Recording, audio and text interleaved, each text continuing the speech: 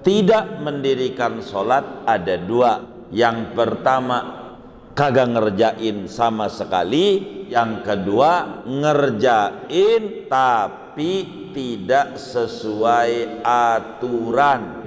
Jadi bukan asal nungging-nungging sujud doa, tapi harus perangkat sholat ini harus dijaga betul. Makanya Nabi bilang, "Shollu kama ra'aitumuni usolli."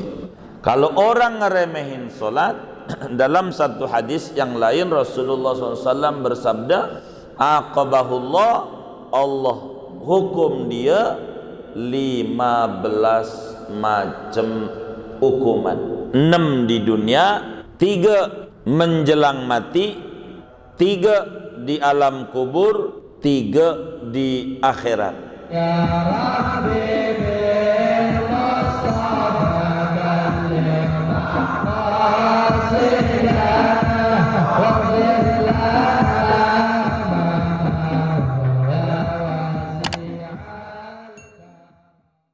Assalamualaikum warahmatullahi wabarakatuh. Bismillahirrahmanirrahim. Alhamdulillahi rabbil alamin. Wassalatu wassalamu ala sayyidina Muhammadin wa ala alihi wa sahbihi ajma'in. Wa ba'du, faqad qala al-imamul muallifu rahimahullahu ta'ala wa nafa'ana bihi wa bi barakati ulumih wa ghafara lahu wa limasyayikhihi wa limasyayikhina amin. Wa iqamus salati, dan yang kedua rukun Islam itu mendirikan salat. Ail mudawamatu alaiha fi awqatiha wa bi arkaniha wa syurutiha, yakni mengekali atas solat, terus menerus atas solat, menjaga atas solat pada waktu-waktunya solat, dan dengan rukun-rukunnya solat, wa syurutiha, dan syarat-syaratnya solat. Faman fa'ala dzalika kana jasaduhu haraman 'alan nar, maka barang siapa mengerjakan oleh dia akan yang demikian itu salat, niscaya ada oleh tubuhnya yaitu haram atas jilatan api neraka. Wa fil hadisi, dan disebutkan di dalam hadis qudsi, qala Allahu azza wa jalla, berfirman oleh Allah azza wa jalla, inna li abdi alayya ahdan, sesungguhnya ada bagi hamba-hambaku atasku ahdan, yaitu janji, jaminan. In aqama salata li waqtiha, jikalau mendirikan oleh si hamba akan solat, liwaktiha, bagi waktunya solat, an la u'adzibahu, yaitu bahwa tidak akan menyiksa oleh aku akan dia, wa an udkhilahul jannata bighairi hisab, dan bahwa aku masukkan akan dia ke surga dengan tanpa dihisab. Wa fil hadisi, dan di dalam hadis Nabi, idza taraka ar-rajulu faridatan wahidatan muta'ammidan kutiba ismuhu ala babin nar, apabila meninggalkan oleh seorang laki-laki, oleh seseorang akan satu fardu, padahal sengaja-ngaja, niscaya dituliskan namanya di atas pintu neraka. Fulan ibnu fulan la buddalahu min dukhulin nar, si anu, anaknya si anu, yaitu tak dapat tidak baginya daripada masuk neraka. Dzakarahu Suhaimiyu fi Lubabit Talibin, menerangkan akan ini ayil mudawamatu alaiha oleh Syekh Ahmad bin Muhammad bin Ali As-Suhaimi fi Lubabit Talibin, di dalam kitabnya Lubabit Talibin. Wallahu a'lam bissawab. Segini. Hadirin sekalian, pagi ini kajian kita masih membahas tentang rukun Islam, dan pagi ini pada bagian kedua, yaitu wa iqamus shalah. Jadi yang kedua rukun Islam itu adalah solat. Cuman Rasulullah sallallahu alaihi wasallam menyebutkannya bukan mengerjakan solat, tapi iqamus shalah. Diikuti oleh para ulama di dalam takbir kitab-kitab mereka, seperti pada matan Risalah Jami'ah Habib Ahmad bin Zain al-Habsi, wa iqamus shalah, bukan wa fi'lus shalah, bukan mengerjakan solat, tapi bahasanya mendirikan solat. Yang namanya berdiri enggak bisa sendiri, ada penopangnya. Enggak bisa yang namanya berdiri tanpa ada penopang untuk berdiri. Ibarat orang ada dua kaki. Kalau solat ini mendirikan solat, maknanya kata Syekh Nawawi, ayil mudawamatu alaiha fi awqatiha wa bi arkaniha wa syurutiha. Kata Syekh Nawawi, yang namanya mendirikan solat itu adalah mudawamah, mengerjakan terus menerus, mengekalkan kontinu dalam mengerjakan solat, disebut mendirikan tepat pada waktu solat yang ditentukan, disertai rukun-rukunnya dan syarat-syaratnya, itu disebut mendirikan. Kalau mengerjakan asal nungging-nungging jadi, itulah yang disebut mengerjakan solat. Rukun Islam bukan mengerjakan solat, tapi mendirikan solat. Kalau mengerjakan solat asal nungging aja dah, mau bener kek mau kagak kek jadi, yang penting udah nungging, begitu. Tapi bukan itu yang dimaksud. Jadi yang namanya mendirikan solat, mengerjakan solat secara sempurna, waktunya yang diatur oleh agama dijaga, kemudian rukun-rukun solatnya diperhatikan, kemudian itu syarat-syaratnya solat juga diperhatikan. Ini adalah dasar untuk disebut iqamus shalah. Meski ditambah ada adab-adab dan sunnah-sunnah solat, tapi itu pada bagian sunnat. Tapi bagian pokok, waktunya dijaga, rukunnya dan syaratnya. Kenapa demikian? Waktu solat ini secara bahasa maknanya doa,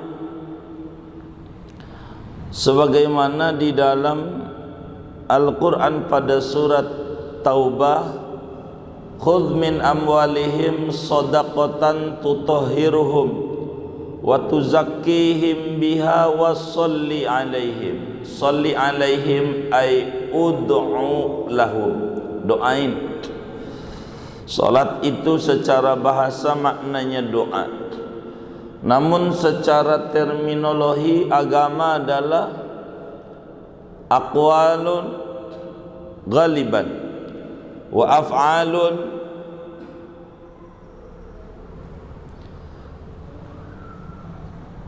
muftatahatun bitakbir mukhtatamatun bitaslim bi syara'ita makhsusatin. Salat itu adalah ucapan umumnya ada ucapan, ada juga yang enggak diucapin kayak niat. Secara umum ucapan dan perbuatan yang permulaannya takbir dan penutupnya salam dengan aturan-aturan yang ditentukan. Dan solat ini mulai diwajibkan pada setahun sebelum hijrah ke Madinah, tepatnya pada malam Senin tanggal 27 bulan Rajab.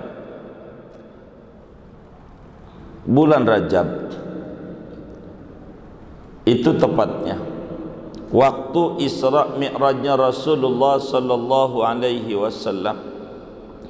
Namun kata Syekh Nawawi, berbicara mendirikan solat ada 3 instrumen pokok yang harus dijaga. Baru penopang solat itu disebut mendirikan, bukan sekedar mengerjakan. Ada 3 instrumen pokok. Yang pertama, fi awqatiha, kudu pada waktu yang ditentukan. Sebab solat ini punya waktu, sebagaimana Allah jelaskan dalam Al-Quran, inna solata kanat alal mu'minina kitaban mawquta. Sesungguhnya solat ini ada waktu-waktu yang ditentukan, ada waktunya. Maksudnya tidak boleh dia sebelum waktunya, tidak boleh juga lewat dari waktunya, pada waktu yang ditentukan. Sebab hubungan solat ini, di samping kita disuruh mendirikan, di samping kita disuruh mengerjakan ini solat, tapi ada satu aturannya namanya waktu. Sehingga ta'alluq solat ada 2, ada ta'alluqul amr, ada ta'alluqul waqt. Solat itu ada hubungan perintah, ada hubungan waktu. 2 ini terkait erat, tidak boleh pisah 2 hubungan. Bila satu perintah belum dikerjakan, waktu udah habis, maka belum mendirikan solat. Bandingannya kayak bayar telepon atau listrik. Kita bayar listrik tanggal berapa ya? Tanggal 5 sampai tanggal 20. Ini namanya waktu yang ditentukan. Kalau kemudian ini hari udah tanggal 25, ini hari kita datang ke loket pembayaran. Sampai sono kata yang jaga, Pak, mohon maaf, ini tanggal udah 25, habisnya tanggal 20, jadi Bapak enggak perlu bayar lagi karena udah kelewat. Jadi Bapak pulang saja, enggak usah bayar karena waktunya udah habis. Habisnya tanggal 20, ini tanggal 25, jadi Bapak enggak perlu bayar lagi karena udah kelewat. Begitu enggak kira-kira? Hah? Begitu enggak? Ini kita di loket listrik nih. Loket listrik tanggal 5 sampai tanggal 20 itu namanya waktu yang ditentukan. Hari ini tanggal 25, umpamanya kita datang ke loket, dibilang kata yang jaga, ini udah tanggal 25, udah habis waktunya, jadi Anda enggak usah bayar. Begitu nggak kira-kira? Kagak, malah disuruh bayar plus denda. Begitulah sholat. Ini kita udah jam 7 belum sholat subuh, atau ini udah asar belum dohor, atau kemarin belum sholat dohor, ini hari, waduh kemarin belum dohor, udah habis waktunya, jadi kamu nggak usah bayar. Kagak, kudu namanya qadha, namanya kudu qadha, bayar. Cuman murahnya agama enggak plus denda. Ya udah ente qadha dohor plus sholat sunnah 100 rakaat, enggak ada. Ente besok lagi 200. Kalau listrik kan begitu, makin besok makin naik apanya, dendanya. Adapun iurannya mau segitu-gitu aja. Nah kita orang ini begitu dalam sholat. Ada waktunya yang ditentukan oleh agama, nggak boleh keluar daripada apa yang diatur.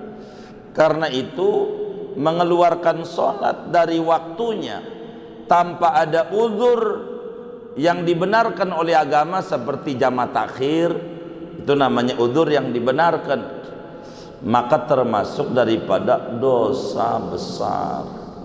Kalau kita mengeluarkan sholat dari waktunya tanpa ada uzur, maka berdosa besar. Semuanya dikasih waktu.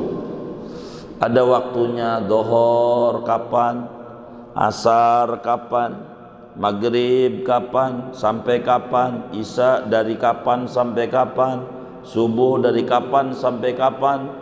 Ini namanya waktu-waktu yang ditentukan oleh agama untuk menuju wa iqamus shalah, mendirikan salat. Mendirikan salat. Kemudian wa bi arkaniha. Jadi di samping waktu salat ini kudu kita jaga, tidak boleh kita sembarangan. Waktu ini kudu juga salat memperhatikan rukun-rukun salat. Apa itu rukun? Rukun itu pojok secara bahasa, sudut, tiang. Rukun adalah ma yutawaqqafu alaihi sihhatus salati wa huwa juz'un minha. Rukun itu adalah perkara-perkara yang keasahan salat butuh dia, tapi dia masuk include bagian daripada salat. Itulah rukun namanya. Jadi rukun itu perkara yang keasahan salat butuh kepada dia dan juz daripada salat. Contoh sujud. Sujud itu rukun salat. Maka sujud adalah perkara yang sahnya salat butuh kepada sujud. Kalau enggak sujud no salat enggak satu. Begitu. Dan sujud ini masuk pada bagian solat karena udah mulai takbir dan sebelum salam. Ini namanya juz solat, rukun, kudu dikerjakan. Atu aja rukunnya tuh enggak dikerjakan, enggak jadi solatnya. Adapun rukun solat beda-beda penyebutan ulama. Ada yang bilang 13 rukun solat, semacam Muqaddimah Hadramiyah 13. Ada juga yang menyebutnya 14, semacam Fathul Muin 14. Ada juga yang menyebutnya 17, semacam Kasyifatus Saja bintu Safiatun Najah itu 17, 13, 14, 17. Ini bahasa saja, isinya sama. Terserah mau menyebut pendek apa mau panjang. Ibarat pakaian yang saya pakai, kalau mau pendek memakai pakaian cuman satu, pakaian aja. Tapi kalau mau di absen ada sarung, ada baju, ada picik, 3. Dia juga begitu. Kalau menyebutkan 13 berarti rukun enggak perlu disebut. Rukun tumakninah enggak perlu disebut, maka 13 enggak perlu disebut.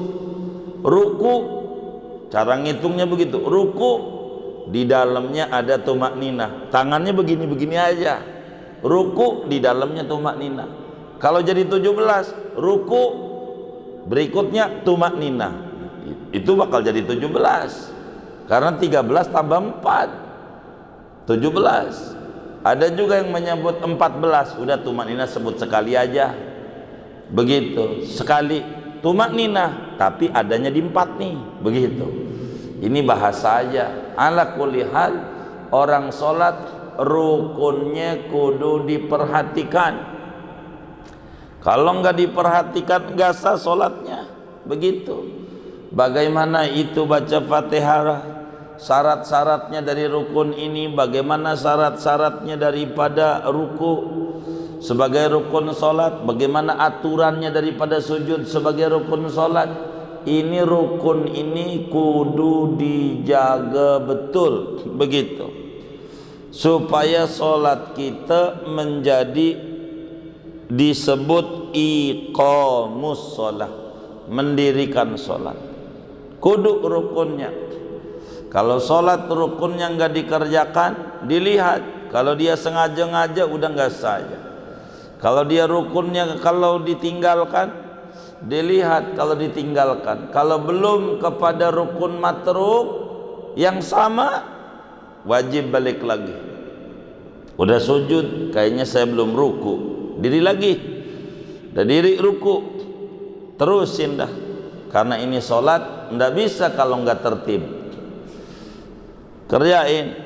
Kalau kemudian udah masuk pada rukun matruk yang sama seperti ruku, pada rakaat kedua ingat, kayaknya rakaat pertama saya yakin gak ruku, tapi kita lagi ruku nih, namanya ingat pada rukun matruk yang sama, terusin. Ini jadi satu. Kalau sholatnya sendiri, ya ini baru satu. Jadi sehingga kalau dia masih rakaat pertama hitungannya bangun lagi tasawuf awal, karena ini ada rukun yang ditinggalkan. Panjangnya nanti di depan. Kemudian wasyurutiha, kata Syekh Nawawi, enggak cukup waktu udah dijaga, rukun udah dijaga, ada satu lagi, syarat-syaratnya. Apa itu syarat? Syarat itu mayutawaqqafu alaihi sihhatus sholati walaysa minha. Yang namanya syarat itu adalah perkara yang keabsahan sholat butuh kepadanya dan bukan bagian sholat. Yang namanya syarat itu perkara yang keabsahan sholat membutuhkannya, tapi bukan bagian atau unsur sholat. Itulah namanya syarat. Namanya contoh wudhu. Orang sholat kalau nggak wudhu nggak sah. Jadi wudhu ini perkara yang keabsahan sholat butuh ama wudhu. Orang sholat kudu wudhu, tapi wudhu ini bukan sholat, bukan bagian sholat, di luar. Sebab orang wudhu belum tentu untuk sholat. Bisa saja wudunya untuk tawaf, bisa saja wudunya untuk pegang Quran, tapi wudu ini dibutuhkan oleh sholat. Walau di luar sholat, itulah namanya syarat. Syarat sholat ada 6. Begitu, ada 6. Fathul Muin mungkin 5 gitu. Ada 6 syarat sholat. Pertama, kudu menutup aurat. Auratnya ditutup. Kalau kemudian dia pakai baju, atasnya nggak dikancingin, nggak pakai kaos oblong, pusernya kelihatan dari atas, ndak sah sholatnya. Karena auratnya kelihatan, nggak boleh kelihatan dari atas, dari samping. Dia sholat, waktu dia ruku, ketarik dia punya baju karena straight pendek, kelihatan itu pantatnya, mana burik lagi, begitu. Nah, ndak sah sholatnya, begitu. Karena itu masuk aurat dari lutut dia sampai pusar. Ini harus dijaga, menutup aurat. Ibarat ibu-ibu, ada ibu-ibu tuh ngaji, ibu-ibu kakinya kelihatan waktu sujudnya karena mukna bagian bawah tak panjang. Iya, ndak jadi dia punya sholat, karena harus menutup aurat, menutup aurat. Yang kedua, orang sholat itu menutup aurat kedua adalah suci daripada hadas, baik hadas kecil maupun hadas besar. Kalau dia nggak suci, nggak punya wudhu, atau masih berhadas besar, ndak sah dia punya sholat karena nggak suci. Ketiga, kudu suci dari najis. Pakaiannya, badannya, tempat sholatnya nggak boleh ada najisnya. Kalau ada najisnya nggak sah, begitu, nggak sah. Ditawarin, bang ini minyak wangi, ada alkoholnya nggak? Ada. Saya nggak mau. Ada alkoholnya. Emang apa? Najis. Oh najis. Iya iya.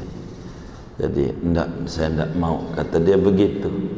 Habis begitu masjidnya disemprot pakai alkohol, najis semuanya. Waduh, dicuci. Ya enggak begitu juga. Ini kan orang dagang aja ini, yang kayak begitu.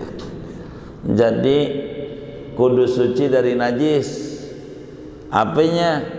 Badannya, mana pakai hand sanitizer lagi, badannya, pakaiannya, tempat sholatnya.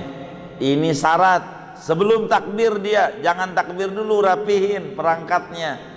Nutup aurat udah, wudhu udah, umamanya, apalagi dah tuh suci dari najis udah 3. Keempat, menghadap kiblat. Orang sholat kudu ngadep kiblat, nggak ngadep kiblat nggak sah. Ini aturannya namanya. Kelima, kudu tahu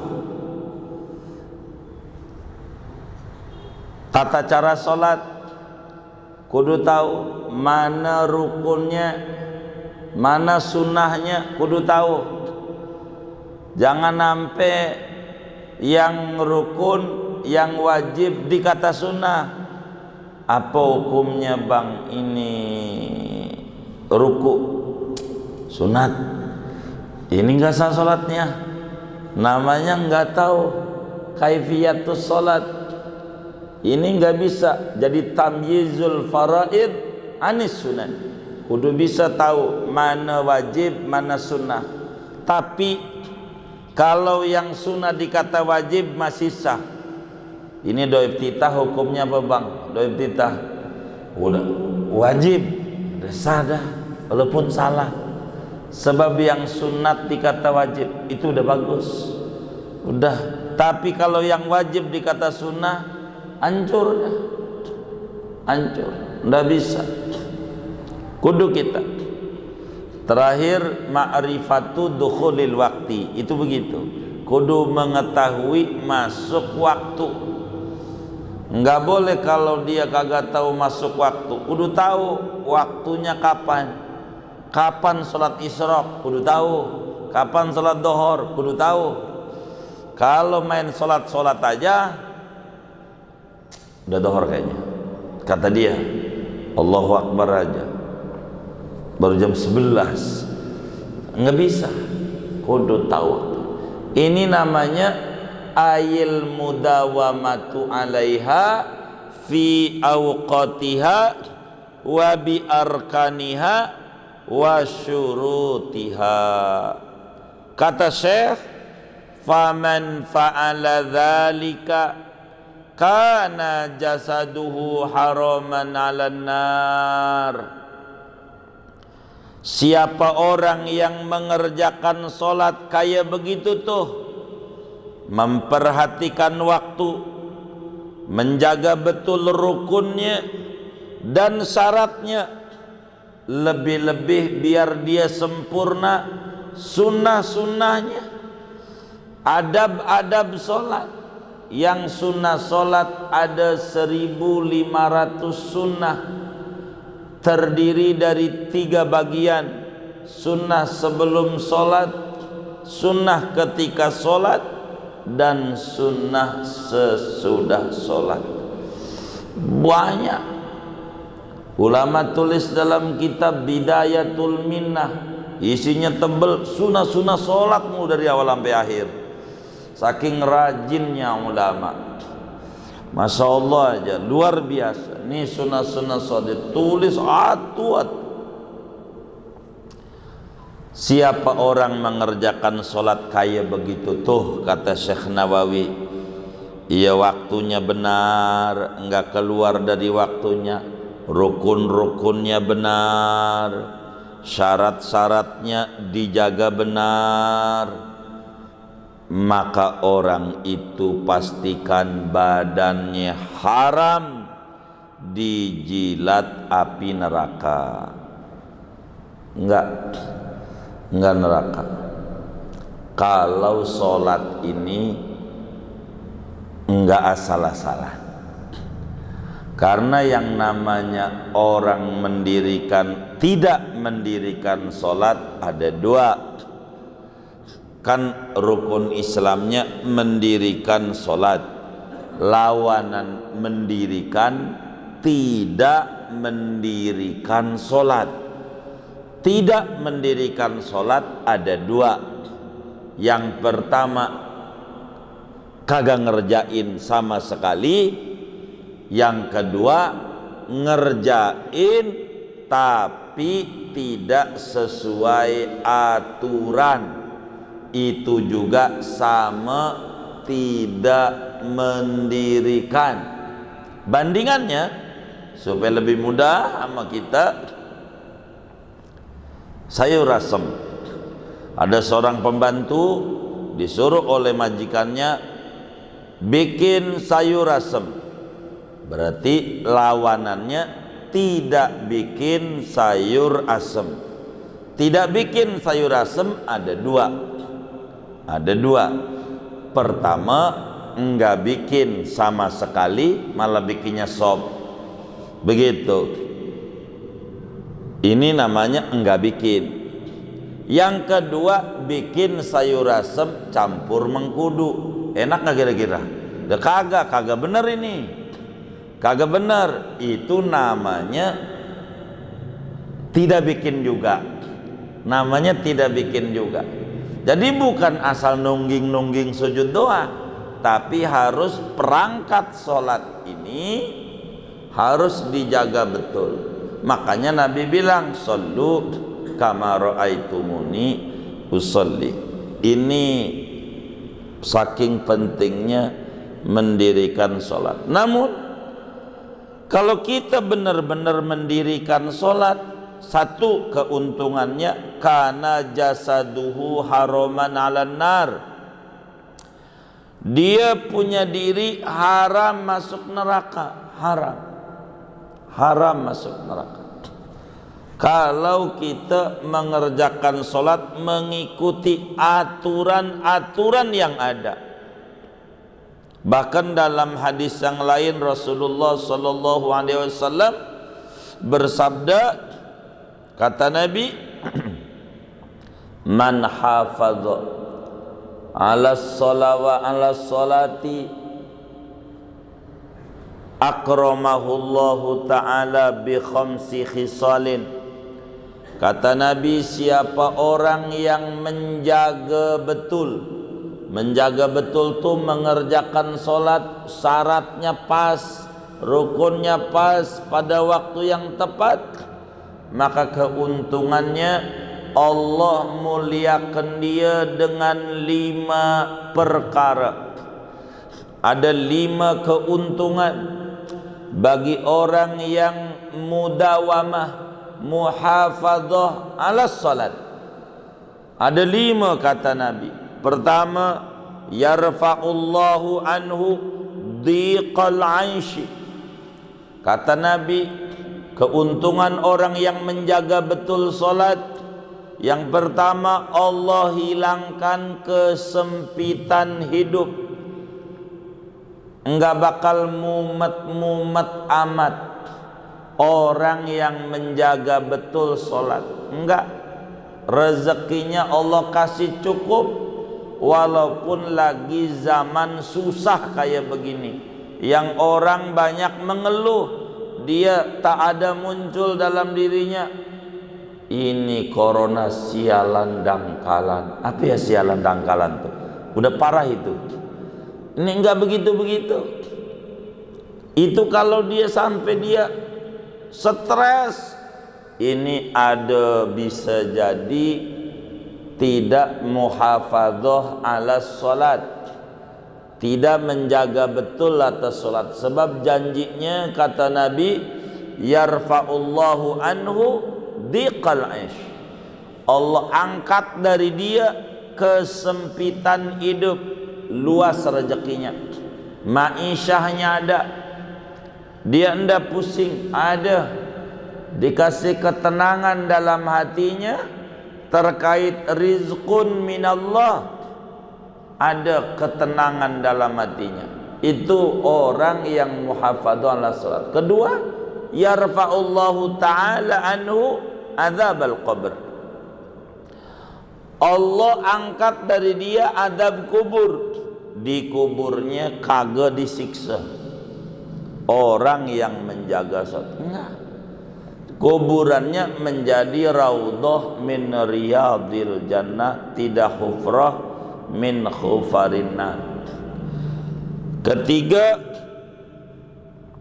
orang yang menjaga salat, kata Nabi, yamurru ala sirati kal barqil khati.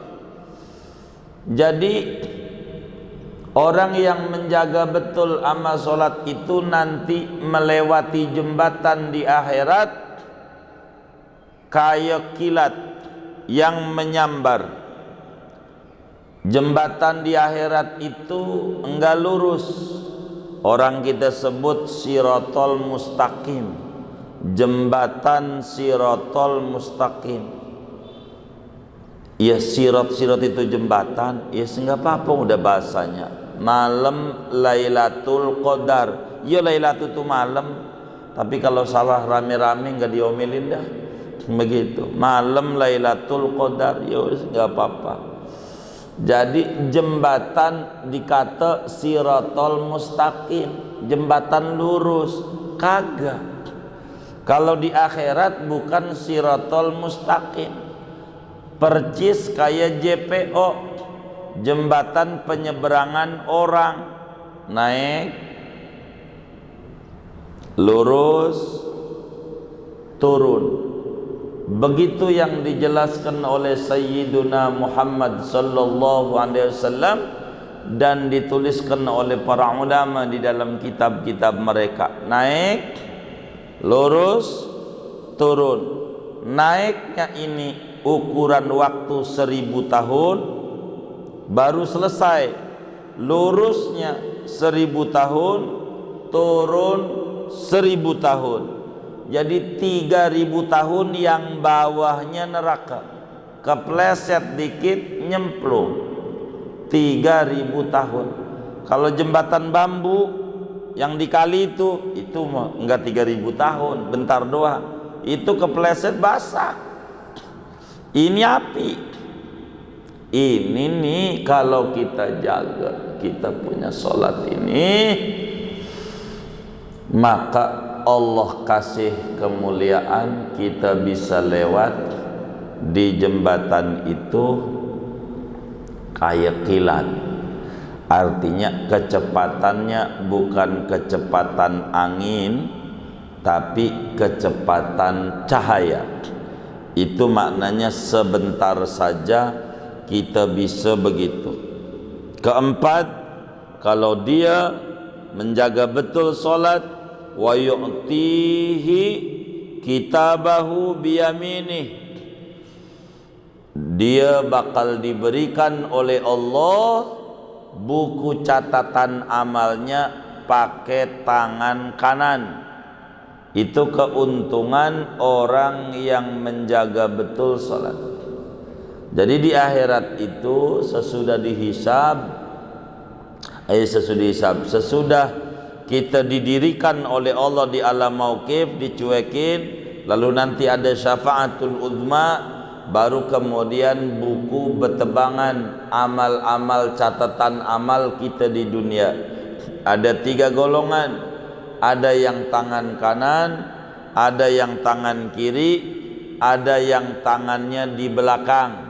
Tangan kiri juga tapi di belakang ngambilnya. Kalau tangan kanan surga tanpa mampir ke neraka. Itulah kana jasadu haraman ala nar, tanpa mampir ke neraka. Tapi kalau tangan kiri surga juga, tapi mampir dulu ke neraka. Kalau di belakang neraka, tidak ada surga. Tapi kalau kita menjaga betul sholat ini, maka Allah muliakan, kita bisa ambil itu buku catatan amal dengan tangan kanan, tangan kanan. Menjaga betul dari sejak kita balik, maksudnya kita balik umur 15 umpama, nggak ditinggal tuh, terus saja sholat benar sampai wafat. Kayak begitu dah tuh. Dan kelima, yadkhulul jannata bighairi hisab, dia bakal masuk surga tanpa diperiksa kalau dia kerjakan. Inilah disebut kana jasaduhu haraman ala nar, dia haram masuk neraka, diharamkan oleh Allah masuk neraka. Dalam satu hadis qudsi, hadis qudsi itu adalah lafadznya dari Nabi, maknanya dari Allah, namanya hadis qudsi. Kalau hadis nabawi, redaksi dan esensi dari Nabi, hasil pemahaman Nabi tentang Al-Quran. Kalau Quran, redaksinya, esensinya dari Allah, tanpa ada sedikit pun campur tangan Nabi. Itulah Quran namanya. Ada hadis qudsi, Nabi yang ngomongin firman Allah tapi tak termaktub dalam Al-Quran. Ada hadis qudsi, Allah bilang, inna li abdi, li abdi ya, bukan ibadi, inna li abdi alayya ahdan in aqama sholata li waqtiha an la u'adzibahu wa an udkhilahul jannata bighairi hisab. Kata Allah, inna li abdi itu khabar muqaddam sebetulnya. Ahdan tu isim inna muakhar, cuman gara-gara di belakang tuh isim inna, udah dimaknain ya itu aja, lebih gampang begitu, gara-gara isim innanya muakhar. Kata Allah, sesungguhnya hambaku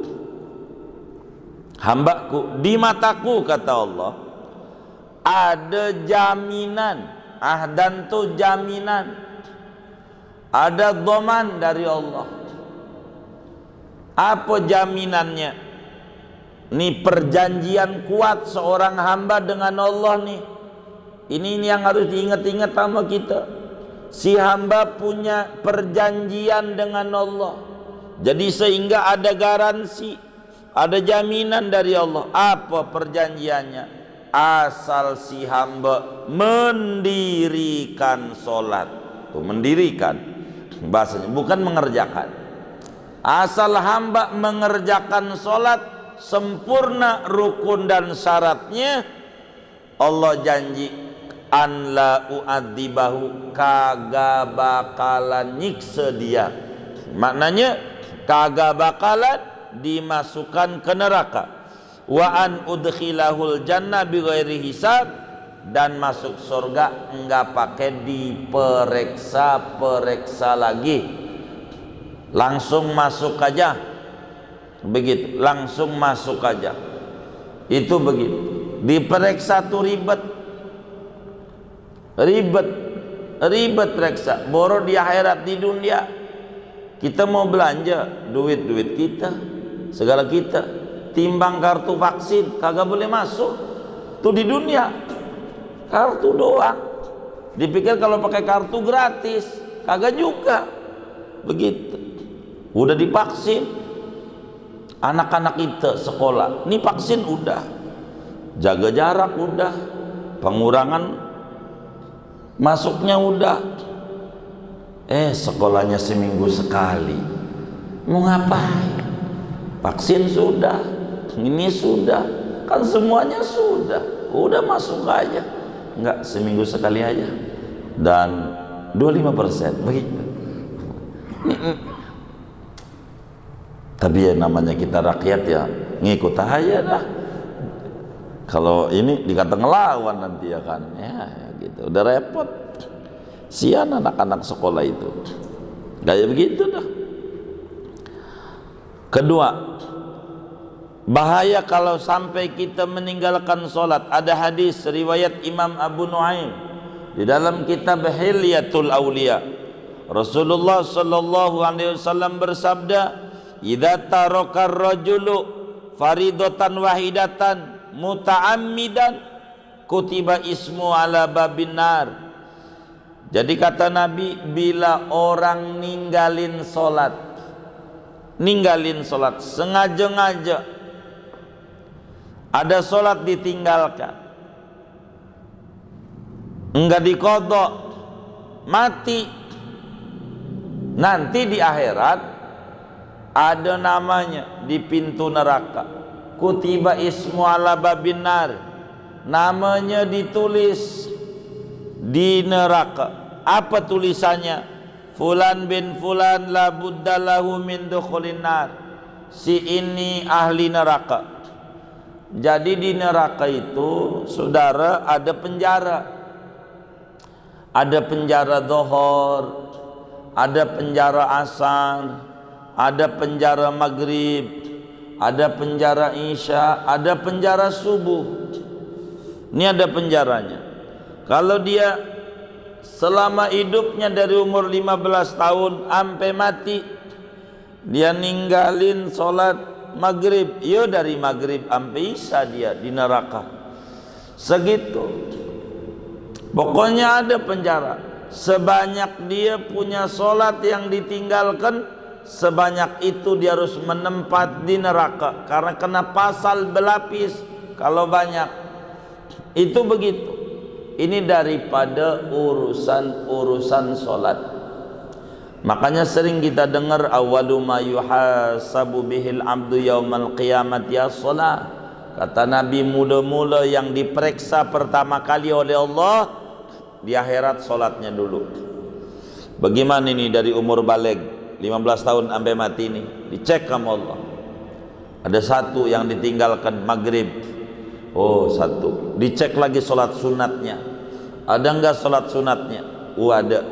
70 kali sholat sunnah baru kebayar. Sholat wajib 1. 70 kali.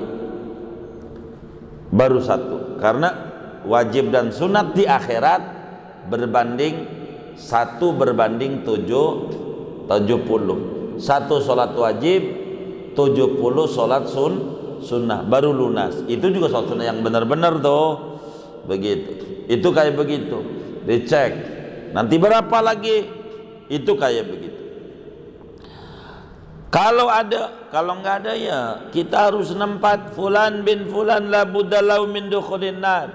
Si anu, anaknya si anu, babanya disebut, apa enggak malu bapak kita masuk neraka gara-gara dia ninggalin sholat satu fardu doang. Bahkan dalam hadis yang lain dijelaskan, man tahawana bisolati aqabahullahu ta'ala bi khamsa asrata uqubatan. Siapa orang yang ninggalin sholat, ngeremehin sholat, ngeremehin tuh enggak sholat, ngeremehin tuh ngerjain sholat di luar waktu, ngeremehin itu ngerjain sholat pada waktunya tapi rukunnya enggak bener.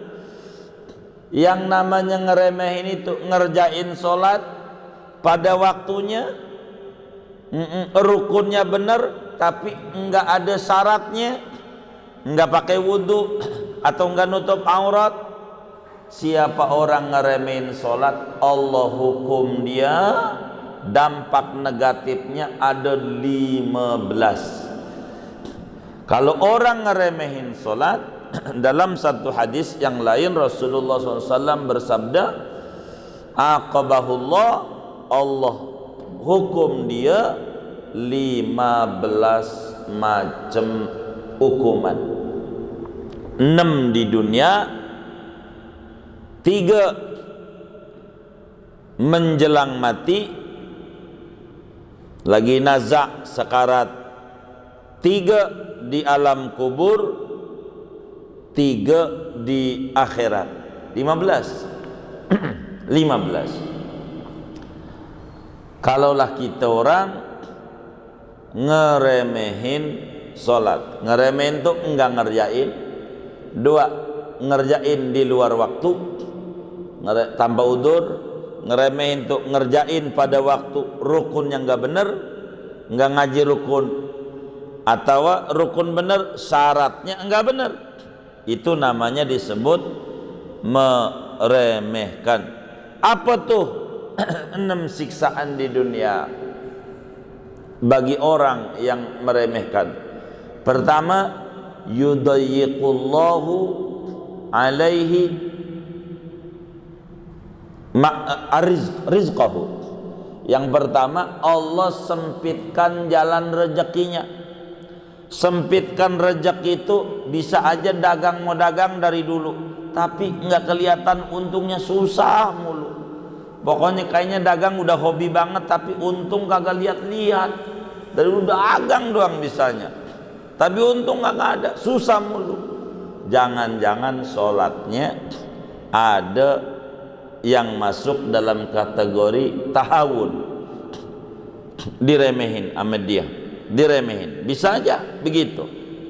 3 di dunia itu begitu. Sehingga kedua adalah dia kalau kemudian ninggalin daripada dia punya sholatnya di dunia, tumhasi mas-solihin min wajhih, enggak ada tanda-tanda orang baik di wajahnya, kusut mulu, puyeng mulu kelihatannya, enggak ada tanda-tanda enak, dia puyeng dalam hidupnya gara-gara kayak begitu. Ketiga, bahayanya enggak sholat, kata Nabi, kullu amalin ya'maluhu la yu'ajiruhu Allah ta'ala alaih. Semua ibadah yang dikerjakan nama dia, kalau dia nyembarangin sholat kagak dikasih ganjaran. Tahajud enggak ada ganjarannya kalau dia sholat 5 waktunya disembarangin. Duha enggak ada ganjarannya, enggak dikasih. Amalia baik dia enggak dinilai. Ini dulu yang dinilai, pokok dulu. Kalau bahasa gampangnya, ada seorang karyawan suruh masuk kantor jam 9 sampai jam 4. Kata dia sama bos, saya enggak masuk hari ini, tapi saya mau ngambil lemburan aja dah. Jam 5 saya masuknya, ngambil lembur. Boleh enggak sama bos? Lah kagak boleh. Yang pokoknya enggak ada, dia ngarang aja. Kata dia, emang ini perusahaan punya nenek moyang lo, suka-suka lo? Ya kagak. Begitu saudara. Jadi yang pokok, maka yang pokoknya enggak ada, yang lainnya runtuh. Yang lainnya itu bahayanya kayak begitu, runtuh. 3, laisa lahu hadun min du'ai sholih. 4, orang itu enggak ada bagian daripada doa orang-orang soleh, enggak dapat. Kalau didoain aslahallahu umural muslimin, dia enggak dikasih sama Allah. Ya Allah, moga-moga urusan orang Islam dikasih beres semua. Dia enggak dikasih beres, enggak masuk pada doa itu, gara-gara ngeremehin daripada dia punya solatnya. Kayak begitu orang ngeremehin solat itu.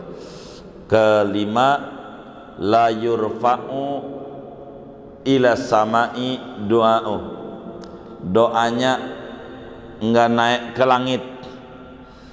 Jadi doanya sulit sama Allah, sehingga kalau orang enggak solat, andai diberi dagang untung, usahanya makin maju, solat kagak, namanya disebut istidraj. Dia apa ya, dilulu, diambulin, dihayuhin, diambulin. Ibarat bocah dilarang naik pohon apa namanya, meninjau, naik aja, pasti mamanya terusin, itu namanya diambulin, namanya istidraj, namanya disebut dalam bahasa Arab istidraj. 6, orang yang ngeremehin suatu di dunianya, yakhruju minad dunya bi ghairi iman, mati kagak bawa iman, wala'iyadu billah. Itu bahaya orang enggak sholat di dunia nih, di dunia. 6, menjelang mati. 3, dampak negatifnya itu selagi hidup tuh dia. 3 kata Nabi, menjelang mati. Yang pertama, an yamuta dzalilan. Kata Nabi, matinya hina, matinya enggak mulia, matinya hina, matinya bisa ada orang itu di diskotik lah, atau lagi minum-minuman lah, atau apa saja, itu hina. 2, ini mati, an yamuta atshanan, dia mati haus, sekaratnya itu haus. Sampai dalam hadisnya itu Nabi jelaskan, andai ini orang dikasih minum air laut, andai ampe kering tuh laut, enggak hilang hausnya, itu bahaya tak sholat, haus. 3, an yamuta ja'ian, dia mati dalam keadaan kelaparan, jadi dia stres meninggalnya. Nazaknya stres, orang yang nyembarangin sholat itu dikubur, kayak di nazak. Kata Nabi, 3 lagi di alam kubur. Bahaya ngeremehin sholat di alam kubur, bahaya. Pertama, yudayyiqullahu ta'ala alaihi qabrahu, kuburannya dibikin sempit sama Allah, sempit kuburan. Jadi bakal digencet kayak begini nih. Kalau digencet itu dari pinggir ke pinggir mendingan, tapi dari pala ke kaki itu bahayanya, wala'iyadu billah. Itu satu. Begitu. Kedua, di kuburnya bakal Allah taruh Syuja'ul Aqra, yusallitullahu ta'ala alaihi su'banan ismuhu Asy-Syuja'ul Aqra, kata Nabi. Allah bakal taruh di kuburannya ular gede botak, namanya Syuja'ul Aqra. Ular tuh gede, segede leher unta ularnya. Bakal catekin dia sebanyak sholat yang dia tinggalin di kuburnya. Dohor sampai asar. Ya dohor sampai asar. Berapa kali selama hidupnya? Enggak banyak. 500 kali. Ya banyak kalau 500. Ya sebanyak itu. Dia bakal di kuburnya gara-gara kayak begitu. Pasti begitu. Ketiga, yuqadu alaihi narun fi qabri. Kuburannya muncul api. Kuburannya muncul, dia di kuburannya udah keseksa. Keseksa. Di kitab apa tuh ya? Irsyadul Ibad. Itu dijelaskan oleh Syekh Zainuddin Al-Malibari. Dulu ada seorang perempuan wafat. Sudah beres, dimandikan, dikafani, sholatin, bawa ke kuburan. Kakaknya ikut ngubur. Si kakak ikut ngubur. Sudah selesai penguburan, dia pergi ke parkiran, nyari-nyari dompet, nyari kunci, enggak ada. Waduh, jatuh ini, jatuh. Dicari-cari nggak ketemu. Kayaknya di dalam ini, di dalam ini nih. Waduh, repot. Mana ATM nggak begitu puyeng, kartu vaksin. Ini masuk ke dalam ini. Waduh, bagaimana ini? Jadi dompetnya jatuh sama kunci kendaraannya itu jatuh ke dalam. Akhirnya dia gali, karena mau ngambil harta dia. Agama suruh gali aja, nggak apa-apa kalau ada harta. Begitu yang ketinggalan, gali. Baru beberapa cangkulan, kuburannya keluar api, nyala. Jadi dia nggak berani terus, dia nangis, nih bahaya ini. Begitu dia balik menangis, temuin maknya, ditanya maknya, ya Ummah, ma amalu ukhti, ibu, apa kerjaan adik saya?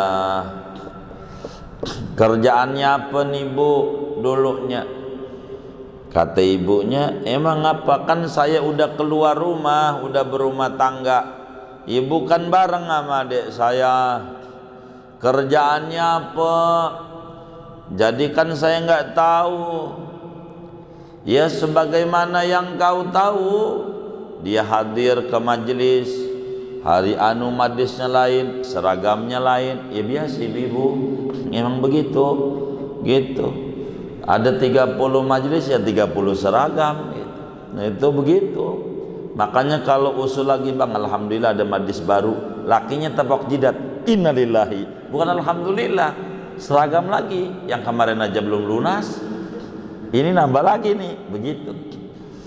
Nah ketika itu ibunya bilang, iya dia rajin ke majelis, rajin nolongin orang, tapi dia sholat subuh jam 8. Tuh, orang dia sholat tapi keluar dari waktunya, kuburannya nyala api.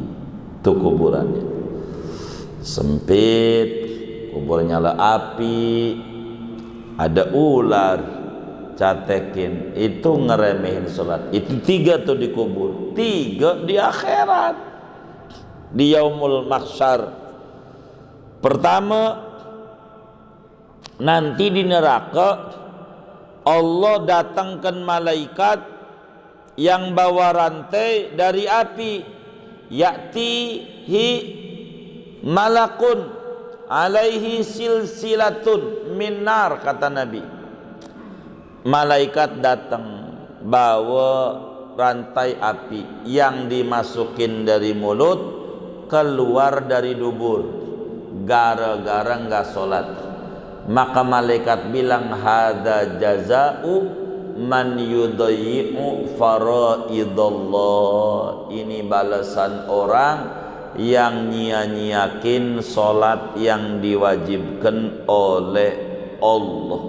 Itu kalau kita ngeremehin sholat,